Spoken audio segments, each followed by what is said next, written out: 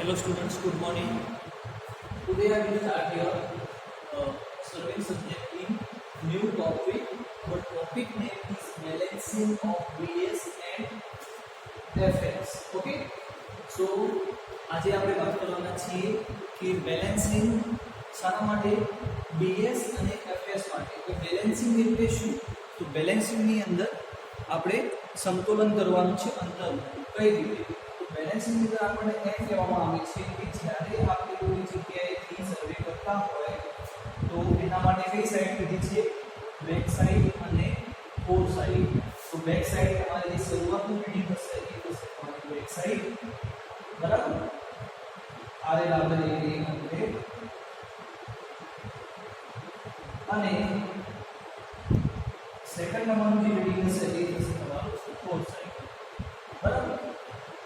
અહીંથી તમે આ રીતે આને બાયસેક્ટ કરશો, આપણને પણ બાયસેક્ટ કરશો, બરાબર.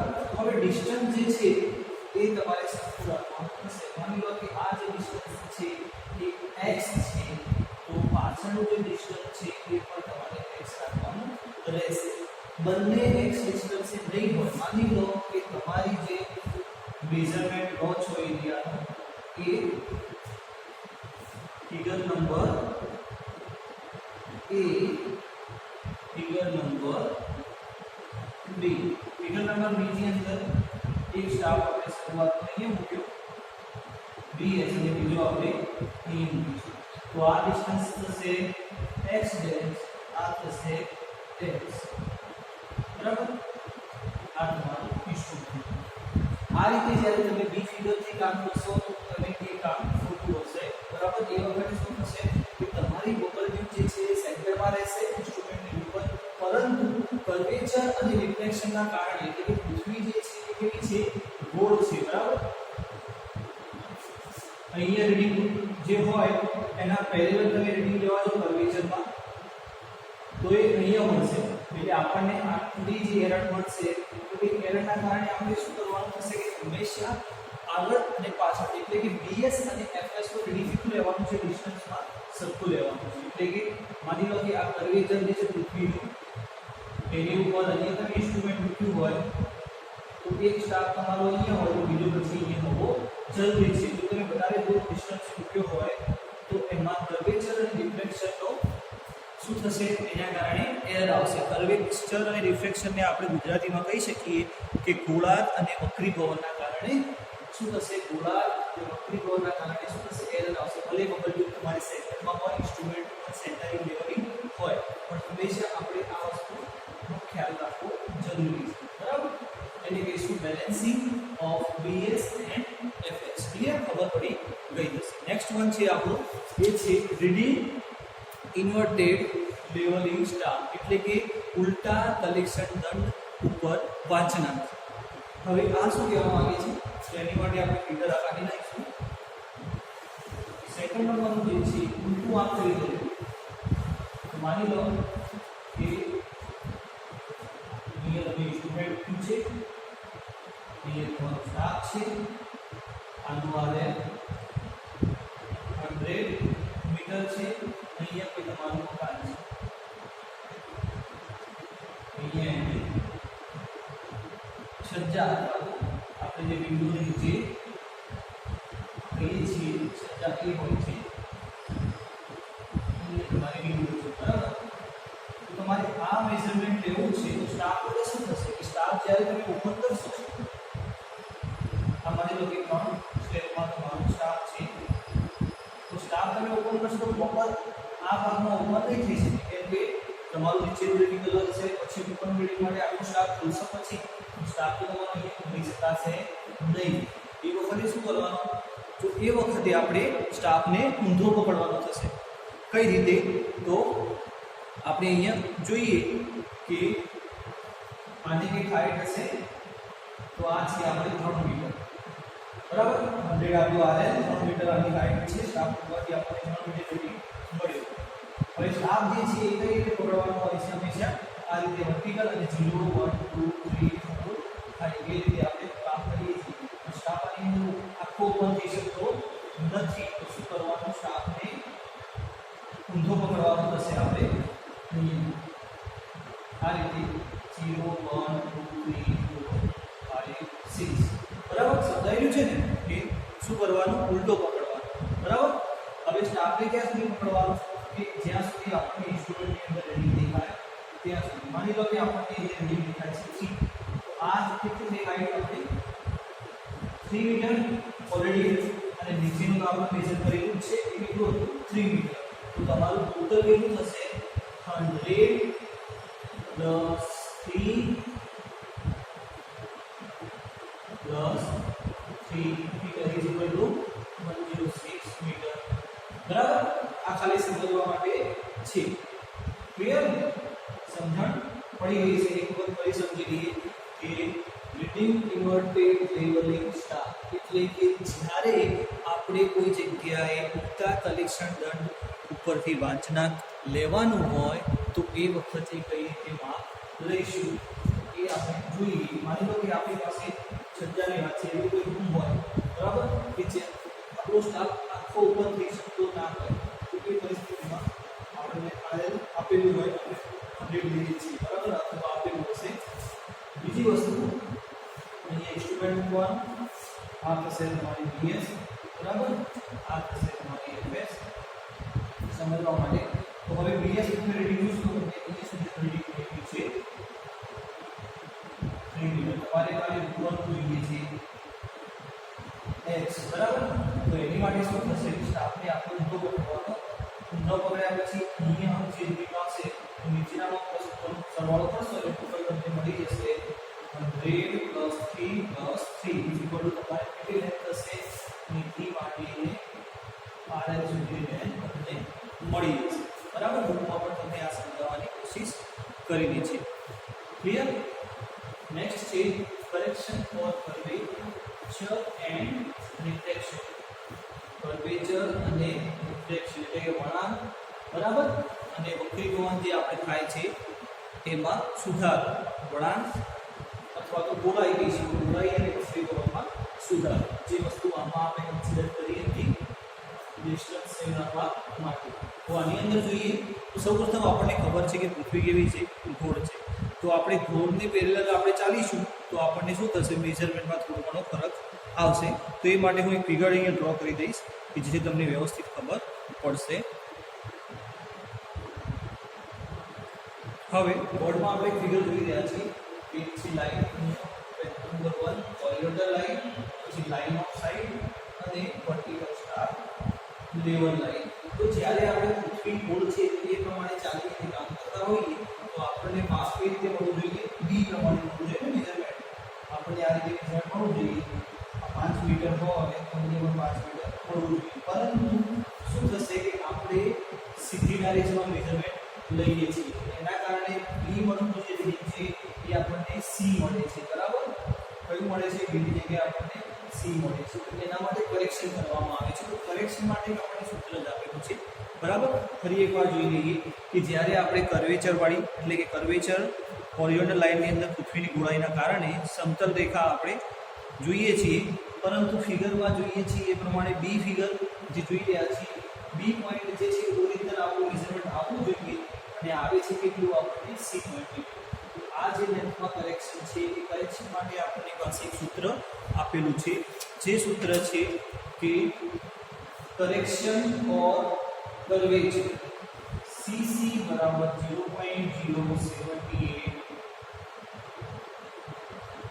ડી સ્ક્વેર બરાબર ઇક્વેશન છે 78 હોય ઘણી વખતે શું હશે કે 785 પણ હોઈ શકે છે બરાબર 0.078 ડી સ્ક્વેર અને આનું કરેક્શન માઈનસ થશે બરાબર શું થશે કરેક્શન ફોર કર્વેચર એ વસ્તુ યાદ રાખી લો કરેક્શન ફોર કર્વેચર તો એના માટે સીસી ઇક્વેશન સીસી બરાબર 0.078 5 માં લખી શકો ના તો વાંધો નહીં 785 ડી સ્ક્વેર જે કિલોમીટરમાં છે અને સાઈડ માઈનસ થશે કે આ ટોટલ લંબાઈમાંથી આપણે માઈનસ કરીશું તો આપણે આ મળશે બરાબર ટૂંકમાં તમારે આ વસ્તુ ખાલી યાદ રાખવાની થશે પછી આવશે રિફ્લેક્શન તો રિફ્લેક્શનની અંદર આપણે જોઈએ તો જ્યારે પ્રકાશના કિરણો હવાની જુદી જુદી સ્તરોમાંથી પસાર થાય છે તો એમાં શું થશે રિફ્લેક્શન થશે જ્યારે આપણે અહીં બાયસેક્ટ કરીશું તો રિફ્લેક્શન થશે અલગ અલગ લેયરમાંથી આપણે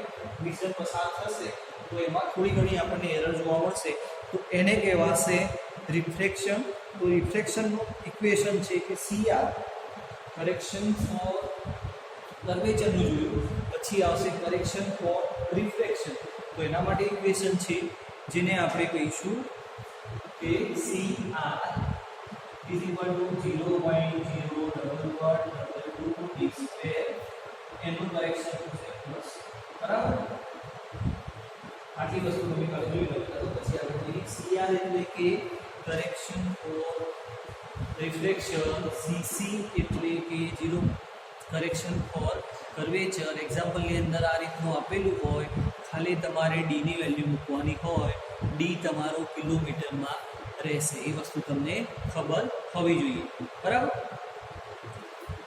CC માટે ઇક્વેશન અને CR માટે ઇક્વેશન CR ની વેલ્યુ પ્લસમાં રહેશે CC ની માઇનસમાં રહેશે પણ હવે ઘણી વખતે આપણને એમ પૂછ્યું હોય કે કરેક્શન ફોર કમ્બાઇન એટલે કે કર્વેચર અને રિફ્લેક્શન બંનેનું કમ્બાઇન કરેક્શન કરવાનું કીધું હોય તો શું કરવાનું કે આ વેલ્યુમાંથી આ વેલ્યુ આપણે બાદ કરીશું એટલે આપણને મળશે C is equal to 0.0673 d square આપણ માઈનસમાં રહેશે બરાબર કેટલું મળશે 0.067 આમાંથી આ વેલ્યુ બાદ થશે કરશો તમે એટલે ઓટોમેટિક તમારો આન્સર જે છે આટલું મળી જશે મીટરમાં બરાબર અહીં મીટર આવશે તમારી વેલ્યુ બરાબર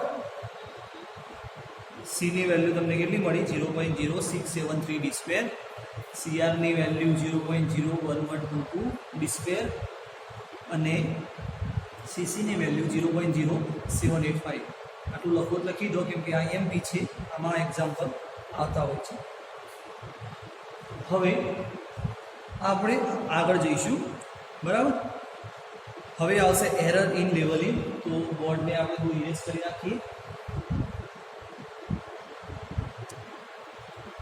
લાસ્ટ ટોપિક ચેપ્ટરનો error in levelling and its elimination એટલે કે કયા પ્રકારની એરર આવે છે લેવલમાં અને એને કઈ રીતે દૂર કરી શકાય તો બોર્ડમાં આપણે જોઈએ કે એરર ઇન ઇન્સ્ટ્રુમેન્ટ અથવા તો ઇન્સ્ટ્રુમેન્ટલ એરર પછી નેચરલ એરર અને પર્સનલ એરર બરાબર આ જે એરર જે છે એ તમારે હું તમને વારંવાર કહું છું કે તમને પૂછાશે સબ્જેક્ટની અંદર ચાહે ડમ્પી લેવલ હોય ઓટો લેવલ હોય બરાબર એની અંદર પણ એરર આવતી હોય છે અને ટેમ્પરરી એડજસ્ટમેન્ટ આવતું હોય છે બરાબર આ થોડી તમે યાદ રાખી લેજો ઇન્સ્ટ્રુમેન્ટ નેચરલ અને પર્સનલ એરર ઓકે તો ઇન્સ્ટ્રુમેન્ટની અંદર વાત કરીએ તો સૌપ્રથમ ઇન્સ્ટ્રુમેન્ટલ એરર એટલે શું આપણને ખબર પડી જાય કે ઇન્સ્ટ્રુમેન્ટમાં કોઈ જાતની ખરાબી બરાબર જે રીતે કે બબલ ટ્યુબ કામ ના કરતી હોય પછી જે બબલ ટ્યુબને સેન્ટરમાં લાવવા માટે આપણે જે સ્ક્રૂ જોયા એ સ્ક્રૂનો વ્યવસ્થિત આપણે લેવલિંગ ના કરેલું હોય સૌપ્રથમ શું કરવાનું કે ત્રણેય સ્ક્રૂ જે છે એક લેવલમાં લઈ દેવાના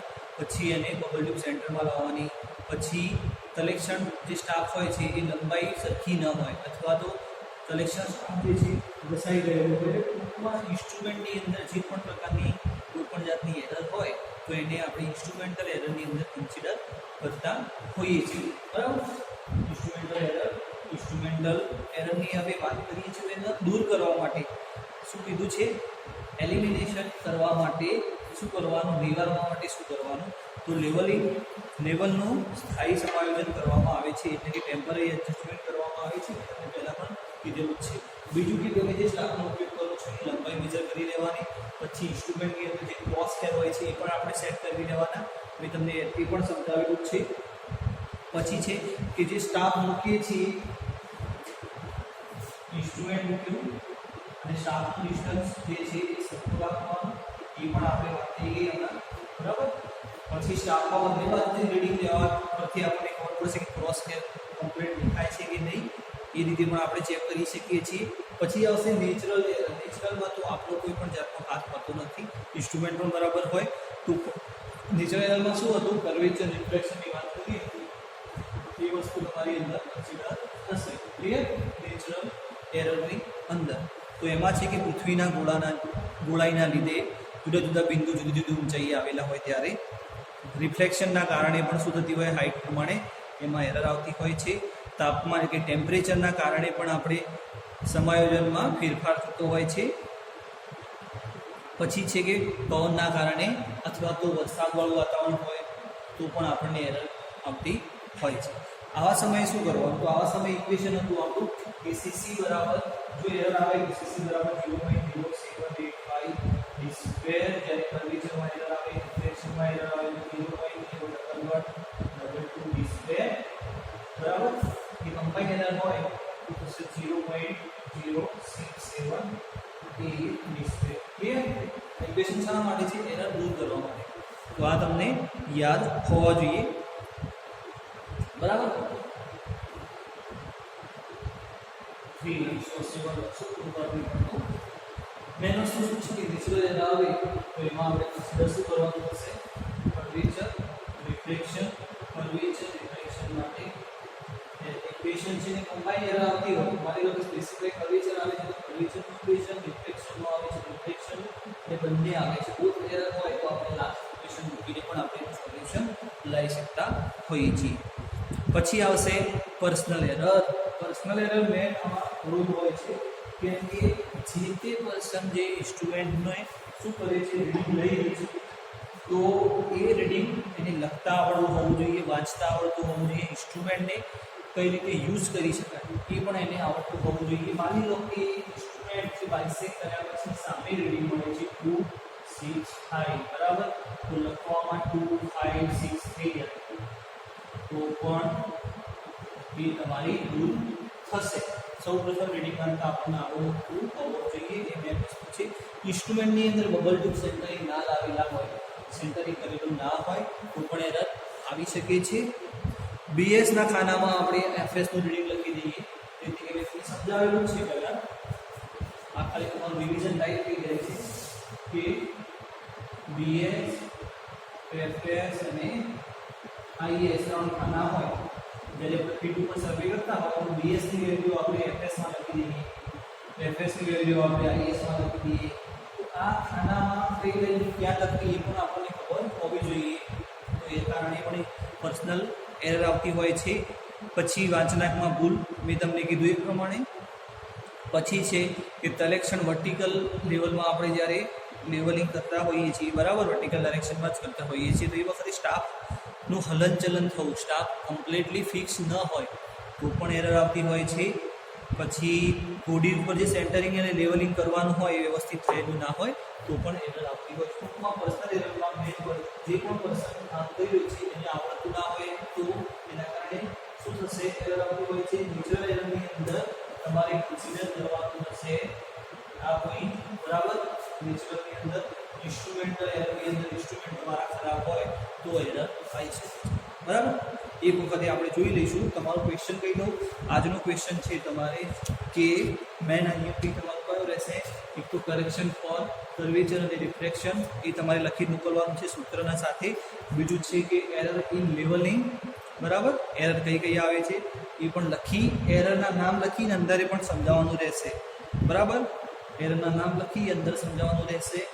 કરેક્શન ફોર કર્વેચર અને રિફ્લેક્શનની અંદર ખાલી તમારે જે એક્સ્ટ્રા લખવો તો વાંધો નહીં, પણ આ ઇક્વેશન જે છે એ લખવાના રહેશે. અને બીજું છે કે રીડિંગ ઇન્વર્ટેડ, બરાબર. આ ત્રણ જે છે બહુ મોસ્ટ આઈએમપી લેતા હોય છે. નંબર 1 આવશે, સેકન્ડ આ તમારે લખી અને મને મોકલવાના રહેશે. એક વખત રિવિઝન કરી લઈએ પછી લેક્ચર આપણે પતી જશે. તો રિવિઝનની અંદર નંબર 1 આજે શું જોયું આપણે? તો બેલેન્સિંગ ઓફ બીએસએમ એફએસ, એટલે કે તમે કોઈ જગ્યાએ ઇન્સ્ટ્રુમેન્ટ મૂક્યું હોય તો એની બંને બાજુ એક સ્ટાફ સરખા ડિસ્ટન્સે મૂકવા, બરાબર. ઇન્વર્ટેડની અંદર આપણે સ્ટાફને ઊંધો પકડી અને મેઝરમેન્ટ લેવું. કર્વેચરની અંદર ત્રણ ઇક્વેશન મેન તમને આવડતા હશે, બાકી ઊંધો લખી શકશો. અને એરરની અંદર આ ત્રણ એરર દરેક જગ્યાએ આ ત્રણ પ્રકારની એરર આવતી હોય છે કોઈ પણ ઇન્સ્ટ્રુમેન્ટની અંદર, તો એરરમાં તમારે ધ્યાન આપવાનું રહેશે, બરાબર. અને બીજી વસ્તુ કે બેલેન્સિંગ ઓફ બીએસ જે છે એ આપણે પ્રેક્ટિકલ સાથે સાથે શીખવા મળી જશે, બરાબર. શું છે બેલેન્સિંગ ઓફ બીએસ અને એફએસ? પ્રેક્ટિકલની અંદર તમને સમજવા મળી જશે. રીડિંગ ઓફ ઇન્વર્ટેડ પણ પ્રેક્ટિકલમાં સમજવા મળી જશે. પરંતુ નહીં સમજવા મળે તો તમને કંઈ નહીં મળે કે કર્વેચર રિફ્લેક્શન જે છે એ કરેક્શન એરર આયા પછીનું છે, એટલે કે તમે આફ્ટર કમ્પ્લીટ યોર પ્રેક્ટિકલ તમે શું કરી શકો છો કે પ્રેક્ટિકલ પત્યા પછી તમારે બેસીને આ કેલ્ક્યુલેશન કરવાનું છે, જ્યારે આ પ્રેક્ટિકલ દરમિયાન તમને આ વસ્તુ શીખવા મળશે, બરાબર? તો એ વસ્તુ પણ તમારે ધ્યાન રાખવાનું રહેશે. ક્લિયર? Thank you.